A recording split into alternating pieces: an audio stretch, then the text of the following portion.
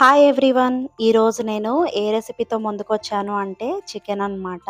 నేను చికెన్ గానీ, non veg కానీ చాలా రేర్‌గా చేస్తుంటాను. మేము కొంచెం తక్కువే తింటాము మిగతా అందరితో కంపేర్ చేస్తే.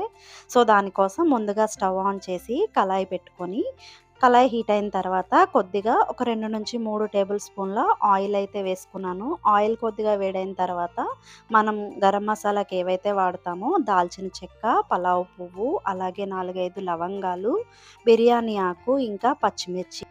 యాలకులు కూడా వేసుకుంటే ఫ్లేవర్ బావుంటుంది. బట్ అప్పుడు లేవని చెప్పి నేను వేయలేదనమాట. సో, ఇప్పుడు ఒక పెద్ద సైజు ఉల్లిపాయ తరుగు నేను ఇలాగా కప్‌తో అయితే వేసుకున్నాను. ఉల్లిపాయ ముక్కలు బ్రౌన్ కలర్‌కి కొద్దిగా మారేంత వరకు వేయించుకుంటే సరిపోతుంది. ఆనియన్‌కి ఎప్పుడైనా కొద్దిగా సాల్ట్ యాడ్ చేస్తే తొందరగా ఫ్రై అవుతాయన్నమాట. సో, ఇవి వేగేలోపు నేను ఆల్రెడీ చికెన్‌కి ధనియాల పొడి, జీలకర్ర పొడి, కొద్దిగా గరం మసాలా, ఇంకా అల్లం వెల్లుల్లి పేస్టు, కొద్దిగా పెరుగు ఇవన్నీ యాడ్ చేసి ఒక 15-20 మినిట్స్ అయితే నానబెట్టి ఉంచానన్నమాట. సో, ఈ వేగిపోయిన ఉల్లిపాయ ముక్కల్లోనికి ఒక 2 స్పూన్ల అల్లం వెల్లుల్లి పేస్ట్ వేసి పచ్చివాసన పోయేంత వరకు వేయించుకుంటే సరిపోతుంది. ఇది ఇంకా వేగిపోయింది అని అనుకునే టైంలో మనం ఆల్రెడీ మ్యారినేట్ చేసి పెట్టుకున్నటువంటి చికెన్ని ఇందులోనికి యాడ్ చేసుకోవాలి. ఈ ఈ స్టేజ్‌లో మీరు కొద్దిగా ఆయిల్ యాడ్ చేసుకుంటే సరిపోతుంది. ఆల్రెడీ ముందే ఎక్కువ వేసాను అనుకుంటే అవసరం లేదు.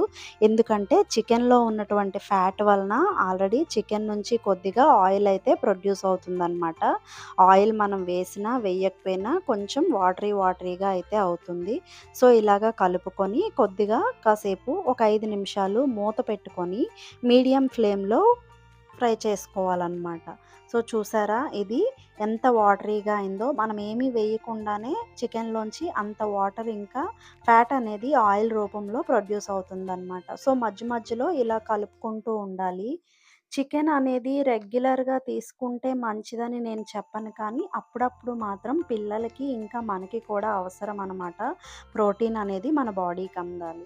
సో, అందరూ వేస్తారో వేయరో తెలీదు. నేనైతే టొమాటో ప్యూరీ అనేది నేను చికెన్ కర్రీకి ఎప్పుడూ యాడ్ చేస్తాను.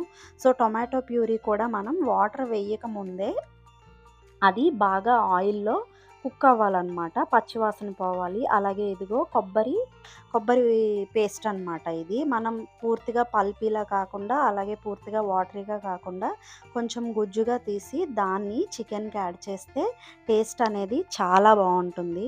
నేనెప్పుడు మోస్ట్‌లీ ఇలాగే చేస్తాను. మా పిల్లలకి గానీ, మా హస్బెండ్‌కి కానీ చాలా బాగా నచ్చుతుంది ఇలాగ కొబ్బరి యాడ్ చేస్తే. అలాగే వాటర్ వేయకుండా ఇంకొక 10 నిమిషాలు మీడియం ఫ్లేమ్‌లో కొంచెం బాగా ఉడికించుకోవాలి.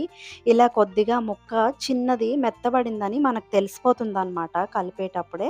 అలాంటి స్టేజ్‌లో కొద్దిగా పసుపు, ఇంకా కారం, సాల్ట్ గానీ మనకి సరిపోదు అని అనుకుంటే అప్పుడు యాడ్ చేసుకొని కొద్దిగా వాటర్ యాడ్ చేసుకోవాలి. సారీ అండి, మధ్యలో కాలొచ్చింది. అయితే వీడియో ఆగిపోయిందని నేను చూసుకోలేదనమాట. వాటర్ వేసేసాను.